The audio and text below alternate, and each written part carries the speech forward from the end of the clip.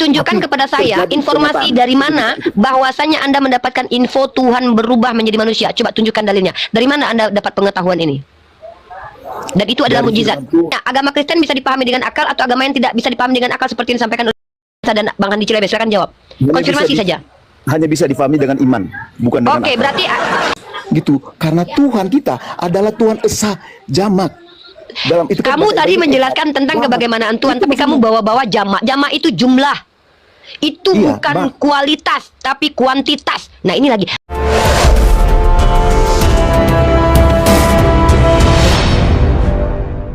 Jadi pertanyaan saya, Song, apa gunanya akal menurut kamu, Song? Ya, akal untuk menghitung duit dan cari rezeki. Selain itu nggak ada. Udah, oke kalau gitu. Yesus yang naik ke surga, bangkit itu sebagai Tuhan ya, Song? Coba dibuka mic-nya, Song, nggak usah ngambek. Saya mau orangnya lembut. Saya nggak pernah keras-keras ngadapin Oten. Saya paling lembut apologet loh. Bisong, dibuka dulu mic-nya tuh. Halo. Halo, halo. Ya, halo, halo. Jadi waktu bangkit itu Yesus sudah berubah menjadi Tuhan pada waktu itu. Ya, dia sudah jadi. Nggak, tapi kalau Anda pakai kata berubah sih kurang pas. Apa? Ya. Coba pakai bahasa yang bisa pas. Saya catat. Bahasa yang cocok apa? Dia jadi Tuhan. Udah gitu aja. Jadi Tuhan. Berarti sebelumnya dia bukan Tuhan ya? Jadi Tuhan. Wah, bukan begitu. Dia kan hakikat Tuhan tetap melekat pada Yesus sebagai manusia. Dia tetap Hakikat Tuhan. tetap melekat itu. Tetap Jadi ketika melekat. dia Tuhan, dia kembali rupa daging manusianya itu lepas. Itu aja. Terlepas dagingnya gitu. Jadi waktu dia bangkit nggak pakai daging maksudnya? Karena waktu dia manusia itu, dia kan menjadi rupa. Dia bahasanya kalau menurut saya bahasakan dia meminjam daging manusia. Dia pinjam daging manusia. Oh, bukan cuma keledai aja dia pinjam ya, daging manusia juga pinjam ya. Iya, pokoknya gitu. Dia ngambil rupa. Pengertian ngambil rupa bahasa saya begitulah. Dia menyamar ya, cosplay. Nah, rupa bukan menyamar juga, Ibu. Kalau cara mengarahkan bukan cosplay gitu. dong. Nanti Tepat jadi loh. ejek-ejekan. Coba. Gitu. Nggak, cosplay itu menyamar, berubah menjadi sesuatu yang bukan dirinya. Itu cosplay. Nah, Ya, sekarang saya tanya. Simpel begitu aja lah. Ya, Oke, biar cosplay ya. Oke, biar bisa menyamar ya. Tuhan Anda menyamar. Ya, tapi Nah, kan ketika menyamarkan penyamarannya sesuatu ini. seolah-olah, Ya, oke. Kita sudah di fase menyamar ya. Oke. Nah, kan dia sudah selesai menyamar nih. Dan ketika dia menyamar, akhirnya dia mati 3 hari ya kan. Nah, kemudian dia bangkit. Dia bangkit sebagai Tuhan atau sebagai manusia? Dia bangkit. Hakikat Tuhan tuh lebih kuat kalau menurut saya. Lebih Jadi kuat dia. ya, Sisi ya, sama ya. seperti pria dan wanita yang memiliki sisi kewanitaan dalam dirinya, muncul sisi kewanitaan walaupun dia pria, maka melambai akhirnya. Begitu kurang lebih ya. Dia memiliki sisi ketuhanan-ketuhanannya lebih kuat daripada kemanusiaannya. Nah, ketika dia bangkit, tangannya bolong. Perutnya bolong, dia makan ikan goreng. Nah, itu sisi ketuhanannya yang sedang menginginkan nasi ikan goreng. Itu dia harus memberikan tanda dong kepada manusia bahwa dia benar-benar manusia yang sudah mengalahkan kematian. Loh, katanya dia sudah jadi Tuhan, gimana sih? Iya, tetapi kan tetap daging manusianya tetap masih ada itu, Bu. Tapi katanya sudah rontok tadi, yang benar nih. Enggak, aku ngerti arah ibu seperti itu. Makanya aku bilang ketika dia mati dan bangkit, itu udah ranah supranatural. Pikiran iya, supranatural. Buktinya gini, kalau itu ranah supranatural, kenapa dia bilang Thomas suruh pegang lambungnya, suruh pegang tangannya? Bahkan dia mengatakan aku manusia dan bahkan dia minta makan ikan goreng. Itu tidak ada kaitannya sama supranatural. Itu sesuatu yang material, imanen, yang betul-betul nyata. Exactly. Pinter kamu. Nah, itu physically lah. Physically itu namanya. Nah, sekarang saya tanya, nah itu Tuhan bukan? Tuhan. Nah, berarti Tuhan kamu bolong perutnya, tangannya. Manusia kan dia karena masih ada manusianya gitu. Ini tuh gimana sih sebenarnya lebih dominan yang mana sih, Tuhannya atau manusianya sih? Itu nggak bisa memisahkan kemanusiaan. Oke. Hakikat Ketika dia makan ikan goreng, hakikat ketuhanannya ada dalam dirinya. Ibu, Tuhan itu, Allah itu Maha Kuasa. Ketika jadi manusia dan tangannya bolong, itu kekuasaannya dia. Oke, mari kita pakai ranah keilmuan. Saking Maha Kuasanya, ibu mau pakai mau akali, mau bedah secara saintifik, secara ilmiah, itu sulit dijelaskan. Ya udah kalau begitu, oke. Apa kalau begitu berarti tidak berguna akalmu pada saat kamu mengimani kejadian yang dialami Yesus, betul? Pada akal kita, Bu, tidak akan berguna sama Tuhan, karena kalau akan berguna kita akan jadi seperti Lucifer. Teman-teman dengarkan ya, dengar. Terlalu pinter. Sejak kapan Lucifer menggunakan akal? Coba, sejak kapan Lucifer menggunakan akal? Nah, karena kesombongan. Yang tidak menggunakan akal itu ODGJ, tahu? tidak berakal mereka. Babi tidak berakal, monyet tidak berakal.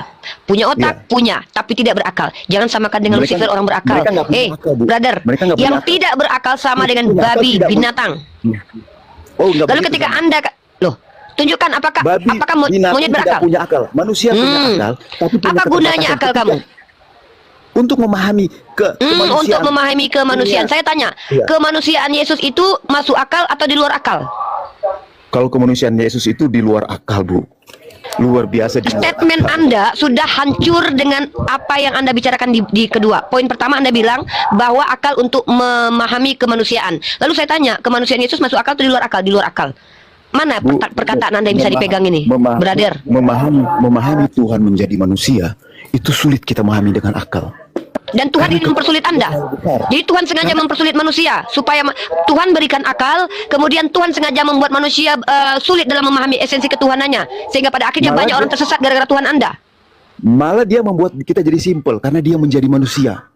Coba, Anda menjadi tahu manusia dia jadi manusia ini dari tidak siapa? perlu dipikirkan, Bu. Loh, kok Makanya di dalam firman dipikirkan? Tuhan di Paulus berkata kasihnya Tuhan itu segala tindak tanduk Tuhan, kasihnya Tuhan melampaui akal. Kita tidak akan pernah Oke, mampu gitu. melampaui akal. Ibu bisa Kasihilah jelaskan? Tuhan Coba. Allahmu dengan segenap akal budimu. Bagaimana dengan ayat itu? Itu berbeda konteksnya. Aku tanya Ibu ya, Ibu bisa jelaskan secara saintifik, secara ilmiah, kenapa laut itu terbelah? Secara ilmiah Ibu bisa jelaskan, coba. Oke, mukjizat. Ibu andai-andai. Mukjizat Bisa nggak adalah jelaskan? kelebihan. Bentar. Mukjizat tidak pernah ada satupun umat Islam yang mengatakan mukjizat adalah saintifik. Ingat ya, kita berbicara di sini berdasarkan klaim yang harus dibuktikan. Saya tidak pernah berargumen dari tadi yang namanya mukjizat perjalanan Isra dan Mi'raj, naiknya Elia dan Henok ke atas langit, kemudian bisa dijelaskan. berbicaranya Isa dengan bentar. Ini yang mau saya ajarkan kepada kamu biar kamu mengklasifikasikan. Kalau yang namanya mukjizat itu tidak saintifik. Saya bilang tadi adalah pengajaran. Ingat, pengajaran. Ketika Tuhan ajarkan bahwa manusia bisa selamat dengan mengenal Tuhan, maka cara mengenal Tuhan berfungsi tidak akalmu? Cara mengenal Tuhan. Begini, Bu. Karena cara Tuhan datang sebagai manusia. Saya poin ya, saya langsung strike to the point. Itu mujizat. Saya tidak. Itu mujizat. Oke. Oke. Untuk mendapat jawaban Mukjizat ini, artinya saya- apa? saya Definisi mau- mukjizat. Coba, saya mau tahu definisi mukjizat. Coba, definisi mukjizat. Mujizat Silakan. itu sesuatu yang supranatural yang tidak bisa disentuh oleh akal manusia. Oke, tunjukkan Tapi kepada saya terjadi informasi kenyataan. dari mana bahwasanya Anda mendapatkan info Tuhan berubah menjadi manusia. Coba tunjukkan dalilnya. Dari mana Anda dapat pengetahuan ini? Dan itu adalah Dari mujizat. firman Tuhan, dari Yohanes Firman yang 1 mana? yang sudah Yohanes 1. dimengerti. Oke. Ayo Ya, dibaca Yohanes 1. Baca Yohanes 1. Ya, saya Baca. lagi di jalan, Bu. Oke, lagi saya bacakan. di jalan. Ya. Oke. Oke, kita Firman baca dari Yohanes manusia 1. itulah. Sebentar Oke, saya bacakan. Kita belajar di sini menunjukkan mana orang yang berakal mana tidak. Karena orang tidak menggunakan akalnya, tidak ada bedanya dengan monyet ya. Kita bahas. Nah, Bu, Yohanes saya nggak 1 sepakat sebentar. tadi, Bu. Saya nggak mau Oke, menggunakan akal. oke, kalau Anda tidak sepakat, kalau begitu apakah agama Kristen itu agama masuk akal atau tidak masuk akal? Jawab, simple. Agama Kristen itu agama anugerah. Anugerah Saya yang tanya sudah agama secara akal. anugerah, apanya anugerah? Saya tidak tanya anugerah. Sebuah orang bisa bilang anugerah, itu batu juga bisa bilang anugerah, itu hantu belau juga bisa dengan anugerah. Saya tanya, agama Kristen bisa dipahami dengan akal atau agama yang tidak bisa dipahami dengan akal seperti yang disampaikan oleh Bang Ardian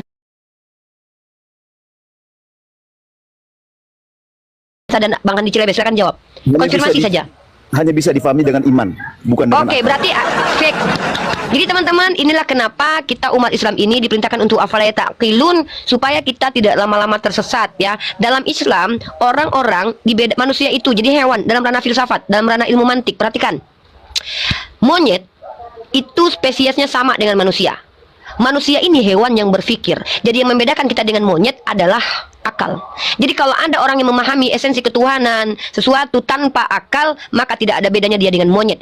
Dalil tertulisnya dalam kitab Kristen, kasihilah Allahmu dengan segenap akal budimu. Perhatikan, itu dalil yang mereka kencingi barusan ya. Nah, kemudian dia katakan, agama dia berdasarkan iman. Nah, kalau kita bicara iman, saya sepakat ini dimensi lain. Sementara pengajaran, Tuhan memberikan ajaran kepada manusia yang berakal, tapi pengajarannya tidak masuk akal. Ini Tuhan macam apa? Dia yang berikan akal kepada manusia, dia yang mengajarkan manusia, tapi pengajarannya tidak masuk akal. Beda informasi. Contoh, Allah menginformasikan bahwa dia istiwa alal arash. Apakah dia mengajarkan? Dia menginformasikan sesuatu yang tidak ternalar. Tapi ketika dia mengajarkan, contoh, katakanlah Allah itu satu, bahwa kita harus begini, kita harus begitu, kita harus ini, itu harus masuk akal, harus make sense. Karena Tuhan mengajarkan orang-orang yang berakal. Agama Islam adalah agama untuk orang-orang berakal.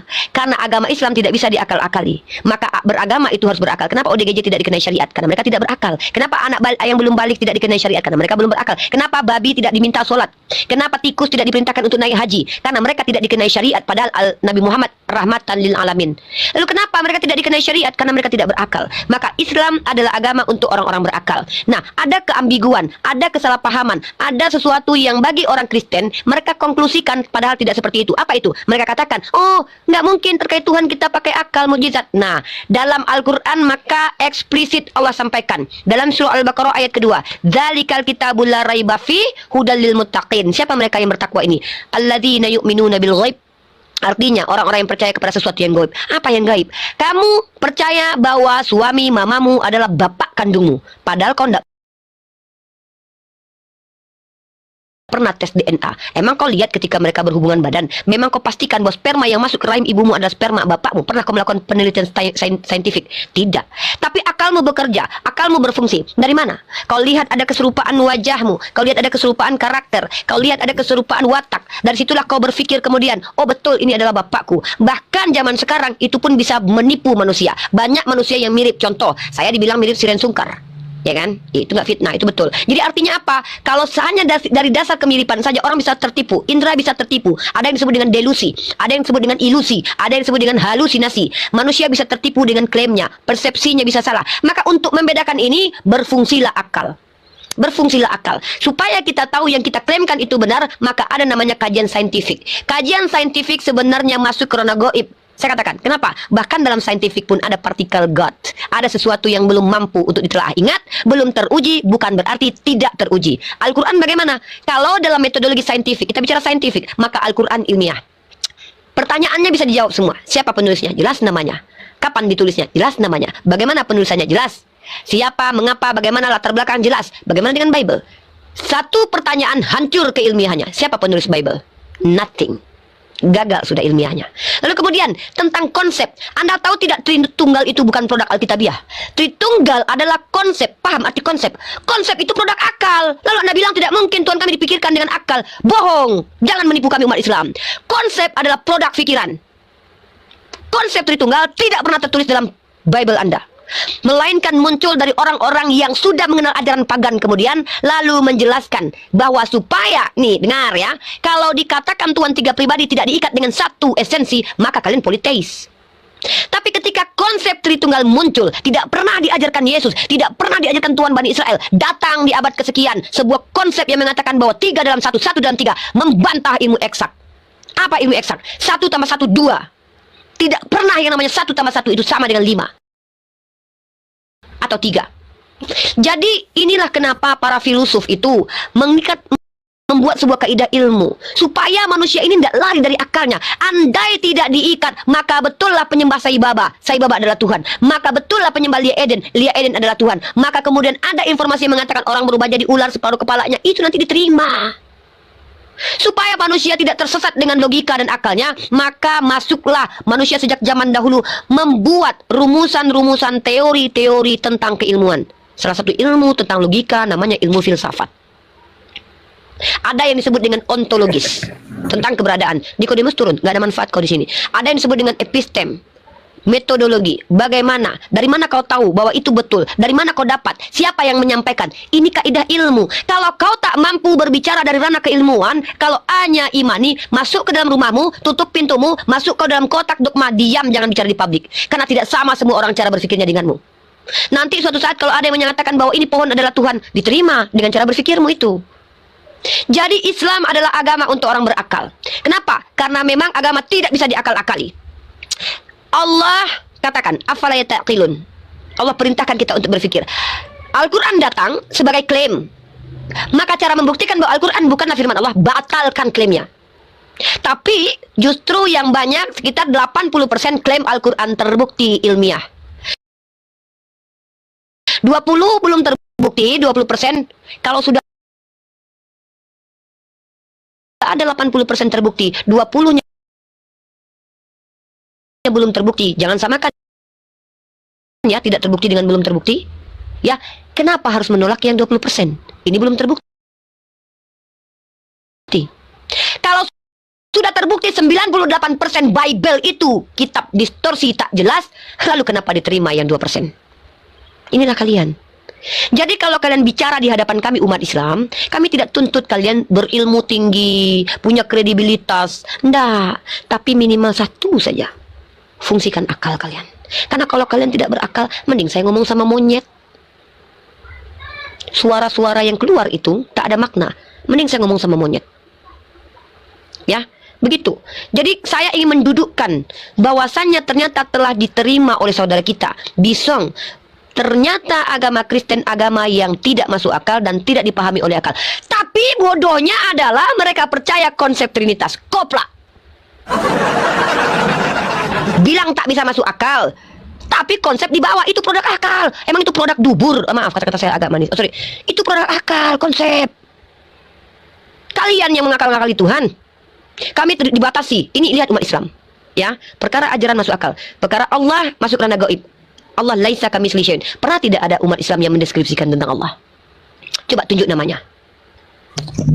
Selamat siang, Kak. Saya hanya pencari diri sendiri, pencari jati diri, bukan agama Islam, bukan agama Kristen. Belum punya jati diri ya? Bentar. Saya Belum hanya, punya. saya hanya ingin tahu. Lagi asik Saya tertarik sama Islam. Aduh. Jenny di mute dulu, nanti dia Jenny di mute dulu. Jenny di mute dulu. Lagi noise banget di sini. Jenny di mute dulu ya. Jadi Bisong, terima kasih pemaparan Anda membuktikan kepada kami umat Islam betapa indahnya agama Islam, yang mana agama Islam Allah katakan untuk orang-orang yang berakal. Masuk akal kemudian, kenapa ODGJ di luaran sana bertelanjang bulat, mereka tidak dicambuk, tidak dimarahi, tidak berdosa? Kenapa rendahkan pemberian Allah? ODGJ wajar, ada fungsi otak yang tidak bekerja, datang dari kekurangan jasadnya, bahwa otaknya bermasalah, urat sarafnya bermasalah, daya akalnya tidak bekerja. Tapi ketika ada orang yang sehat otaknya, daya akalnya pun berfungsi, hati nuraninya memiliki daya empati, tapi tidak berfungsi, dia masuk ke ranah apa? Perhatikan, ada orang yang sebenarnya dia adalah manusia, tapi tidak memiliki empati. Siapa dia? Psikopat. Psikopat istilah untuk orang ini. Kalau ada orang yang akalnya sehat lalu dia tidak berakal, apa istilah untuk orang ini? Jahil. Jadi pilihan, brother. Menjadi bodoh itu pilihan, jadi orang yang pintar itu pilihan, jadi kaya itu pilihan. Silahkan, that's your choice. Hari ini kamu katakan bahwa tentang konsep ketuhananmu, ini menarik nih, kamu pikirkan, renungkan baik-baik. Kamu bilang Tuhanmu tidak masuk akal, tapi kamu ikat Tuhanmu dalam konsep. Perhatikan Tritunggal. Tritunggal itu Tuhan terkonsep. Tuhan Bapa ini tentang kebagaimanaan Tuhan. Katanya bukan keberapaan Tuhan, tapi diikat dengan angka 3 dalam 1, 1 dalam 3. Penipuan yang kalian lakukan selama ini di hadapan kami. Masalahnya kalian berhadapan dengan kami umat Islam. Secara ontologis, ilmu hakikat kami diperintahkan untuk kuasai. Maka kalau ada orang yang ingin belajar, dalam Islam perintahnya apa? Belajarlah kepada orang yang tahu apa yang dia ucapkan. Ini ngomong Tritunggal nggak masuk akal, nggak masuk akal. Itu konsep. Boleh dong. Kan Umi udah ngomong dari tadi, saya pikir sih bolak-balik ke situ aja. Silakan ajukan pertanyaan. Kalau tidak berilmu, ajukan pertanyaan. Kalau berilmu, berikan antitesis. Kalau lebih jago dari saya, debat semua argumen saya. Silakan. Oke. Umi, Assalamualaikum. Yang di tadi di Matius berapa itu? Bukan Matius.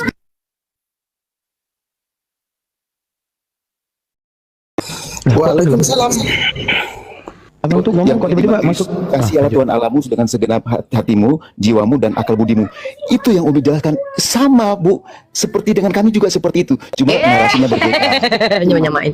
Kamu yang tolak tadi kok menyamain. Sama. Saya berterima kasih penjelasan. Umi kasih ini dulu. Cuma Umi sudah memahami kita itu seperti itu. Seolah kita nggak pakai. Kan saya bilang Allah kita tuh bukan nggak masuk akal. Dia melampaui akal.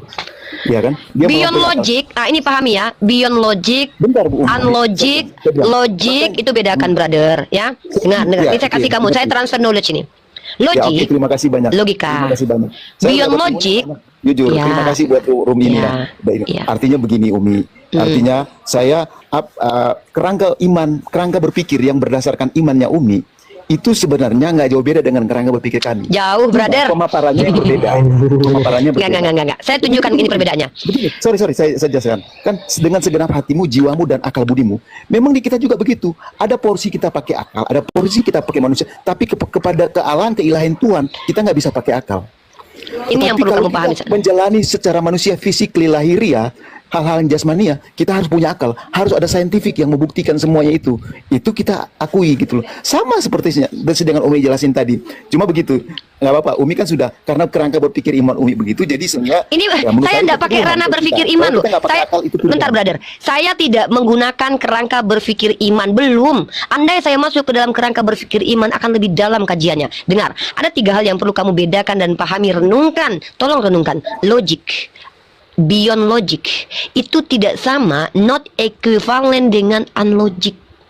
Yang kamu ceritakan dari tadi adalah unlogic, bertentangan dengan akal. Tolong bedakan di luar akal dengan yang bertentangan dengan akal. Tolong bedakan. Yang konsep Tritunggal itu bukan beyond logic, tapi unlogic. Kenapa? Bertabrakan dengan ilmu eksak, bertabrakan dengan kaidah berpikir logika sederhana. Contoh, Nah, konsep. begini, Saya masuk sedikit. Saya tidak masuk ke ranah materi loh. Saya masuk ke ini masih kita di kulit Saya mau ari. jelaskan Tritunggal Umi. Tritunggal itu memang logik. Kenapa dibuat oleh bapak-bapak gereja? Karena mereka Tritunggal mau pakai logik. akal untuk walaupun tidak bukan cara begitu, karena supaya sederhana dimasukin dalam logika. Astagfirullah. Jadilah dia bilang Tritunggal. Padahal itu bukan masalah angka. Kita jangan terjebak dengan masalah angka, tapi itu tahu bagaimana Tuhan bekerja, bagaimana Tuhannya itu, gitu. Karena Tuhan kita adalah Tuhan Esa Jamak. Dalam itu kan Kamu bahasa tadi Ibrani menjelaskan tentang Jamak. kebagaimanaan Tuhan, Itu tapi kamu maksudnya. bawa-bawa jamak. Jamak itu jumlah. Itu Iya, bukan Bang. kualitas, tapi kuantitas. Nah ini lagi-lagi kalian gagal dalam bahasa. Makanya saya pengen kalian tuh belajar bahasa Indonesia dengan baik dan benar. Belajarlah ilmu hakikat dulu. Apa hakikat? Dari kata hak, sesuatu yang benar tentang sesuatu. Ini HP. Apakah ini adalah televisi? Kalau ada handphone bentuknya televisi, maka dia tidak bisa dikatakan HP lagi. Mungkin ada nama baru untuk dia. Apa? Mungkin akan disebut dengan layar tancap gitu. Dia tidak bisa dikatakan HP karena secara hakikat HP ini ya begini bentuknya, ciri-cirinya ya begini. Maka ketika ada nanti fungsi-fungsinya seperti HP tapi bentuknya bukan lagi HP, dia tidak akan dipanggil HP lagi. Sama seperti ini. Manusia itu esensinya adalah ciptaan. Tiba-tiba ada Tuhan berubah jadi manusia. Dia sudah melanggar esensinya bahwa Tuhan itu pencipta yang tidak diciptakan. Tiba-tiba dia menjadi manusia yang esensinya adalah ciptaan. Maka Tuhan yang tadinya pencipta yang tidak diciptakan gagal secara esensi karena dia telah menjadi ciptaan, yaitu Nah, manusia. itu dasar pemikiran kerangka iman ibu. Ini kerangka logika, bukan kerangka iman. Logika. Itu kerangka iman ibu. Ah, Bukan ini kerangka dia. logika. Nggak masuk akal. Kamu paksa, kamu paksa saya mengatakan bahwa ini kerangka iman. Ibu. Oke, Kerangka berpikir iman, bukan saya logika tidak itu. menggunakan iman. Ini definisi secara semantik, definisi Tuhan. Coba definisikan Tuhan, silakan. Apa arti Tuhan? Kita pakai bahasa deh, kita pakai ranah akademik, pakai logika. Nggak usah jauh-jauh pakai dalil-dalil dulu. Sekarang coba kamu tahu definisi kata Tuhan menurut pemahamanmu apa? Saya catat.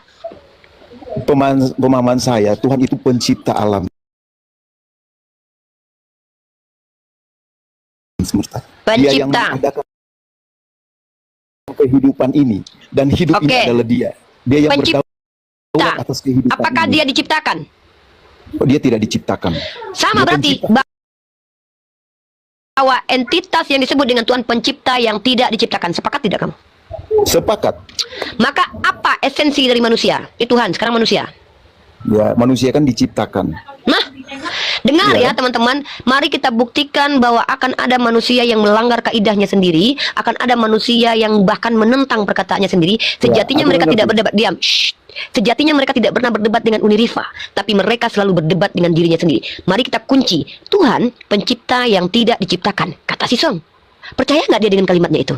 Kita akan buktikan bahwa dia akan menentang dirinya. Manusia adalah ciptaan. Sekarang Tuhanmu yang jadi manusia, yang bernama Yesus itu bangkit di hari ketiga, makan ikan goreng. Tuhan atau manusia? Jawab. Itu ibu udah masuk pada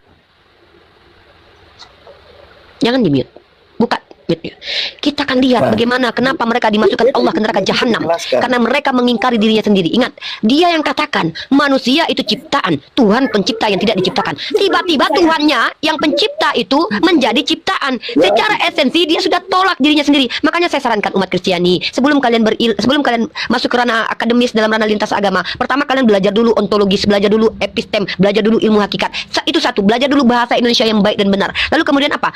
Kalau seandainya kalian tidak berilmu seperti Bisong ini, maaf saya harus klasifikasikan kamu tidak berilmu karena dari tadi kamu tidak membawa dasar apapun, ilmiah tidak, dalil Bible tidak, saintifik tidak. Saya katakan kamu tidak berilmu. Maaf, ini bukan penghinaan. Karena orang yang tidak berilmu bisa menjadi berilmu ya. Karena orang tidak berilmu itu bukan hujatan. Orang tidak berilmu, saya tidak berilmu dalam ranah medis, tapi saya bisa berilmu kalau saya pelajari. Itu bukan hujatan, itu adalah realitas. Nah, kemudian kalau kalian memang misal belum belajar, jangan masuk ke ranah lintas agama. Cukup bertanya saja dan belajar, dapatkan informasi, catat, telusuri benar atau tidak yang kami sampaikan. Nah, nanti begini jadinya, kalian sejatinya tidak pernah berdebat dengan kami umat Islam. Ingat, kalian hanya berdebat dengan diri kalian sendiri. Dari tadi Anda sibuk membantahi argumen awal Anda. Anda tidak sibuk membantah saya. Bahkan Anda menyepakati argumen saya. Maka dari tadi Anda sedang mendebat diri Anda sendiri. Makanya saya katakan, terkadang kami ini umat Islam ini baik, jasa kami buat kalian itu apa? Menunjukkan kepada kalian sebuah kaca. Kalian sedang duduk di hadapan kaca, kalian berbantah-bantahan dengan diri kalian sendiri. Maka wajar Allah campakkan kalian ke dalam neraka jahanam. Kalian bukan ODGJ. Kalian bukan orang yang bermasalah secara kognitif. Tapi kenapa kalian Allah campakkan ke neraka? Ada dua asbab. Satu, kalian kafir, kalian kafara, menutup diri, menolak kebenaran. Kedua, munafik, menafikan apa yang kalian ucapkan. Sama seperti saya katakan Allah adalah Tuhan, tapi ternyata saya sepelekan apa yang Allah perintahkan. Maka saya tidak ada bedanya dengan kalian. Kenapa hukumannya keji sekali di neraka jahanam? Karena kalian merendahkan Allah dengan tidak menggunakan apa yang sudah Allah berikan gratis. Sementara kalian tahu secara kebenaran Islam itu make sense, masuk logika, masuk dalam ranah empati. Dan kalian tahu Kristen itu tidak make sense, tidak masuk dalam ranah empati. Saya buktikan. Pertama, Tritunggal tidak make sense, sementara itu adalah produk konsep. Yang kedua, ajaran membunuh anak manusia baik dan benar dan tidak berdosa ini demi menyelamatkan para penjahat, ini di luar empati. Psikopat. Hanya orang-orang psikopat lah yang berbahagia melihat orang benar tak bersalah mati, tergantung, dihina, dinistakan.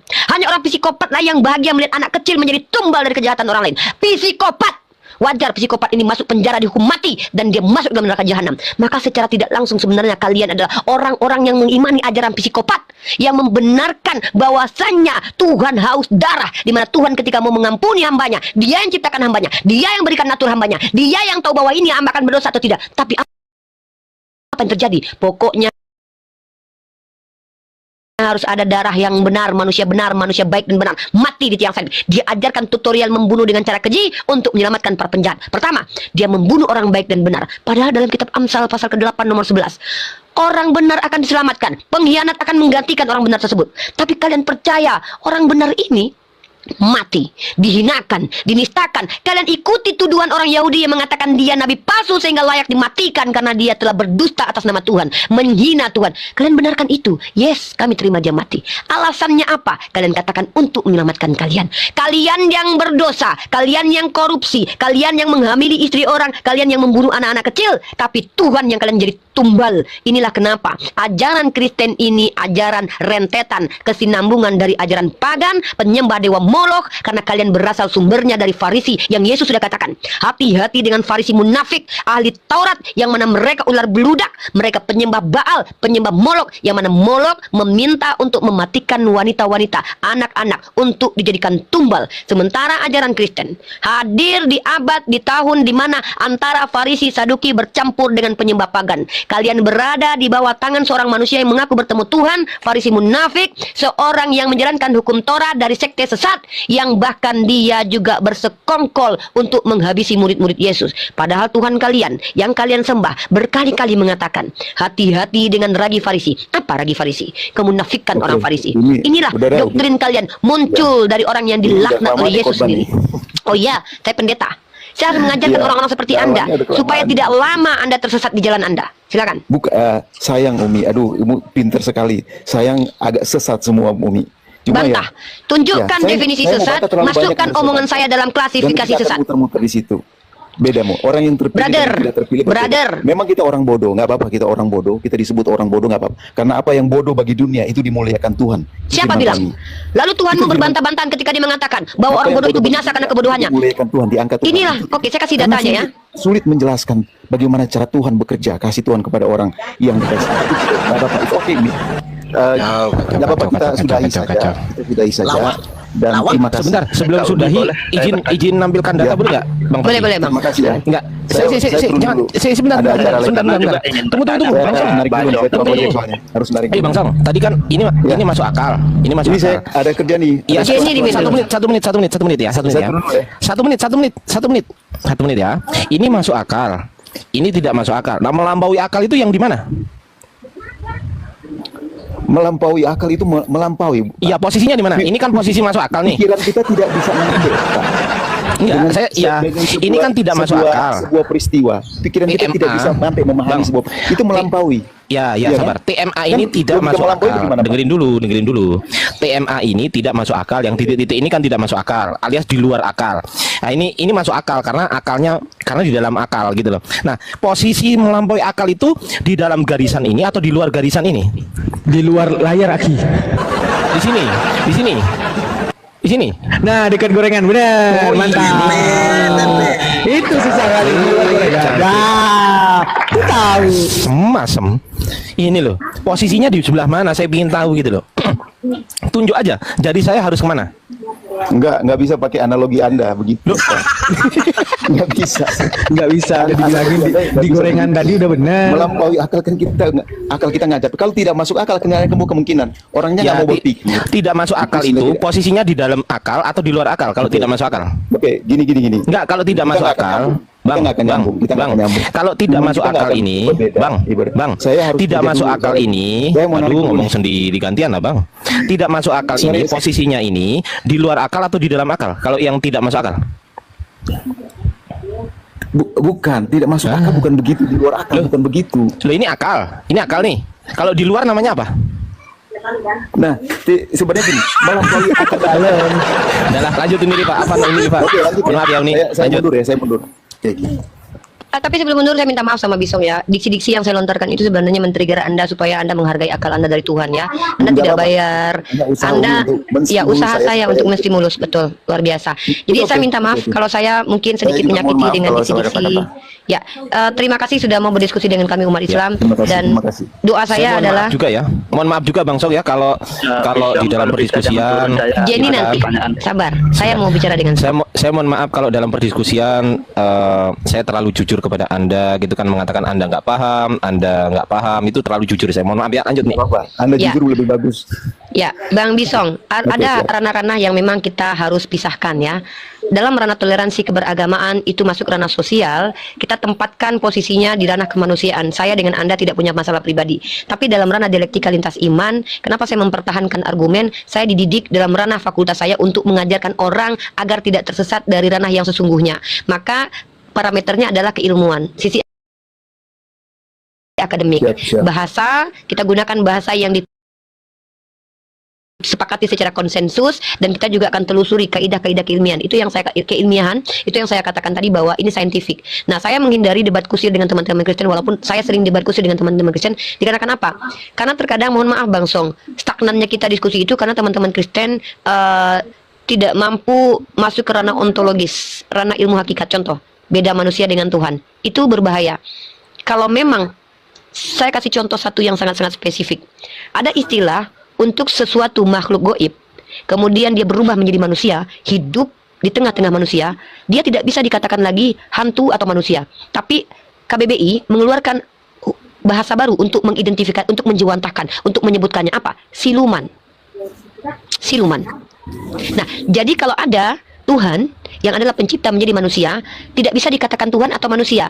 Mungkin gunakan kata Tuhan kemanusia-manusiaan atau manusia ketuhan-tuhanan. Karena tidak tepat penggunaannya nanti. Ibarat kata Anda tidak bisa bedakan mana bebek, mana ayam.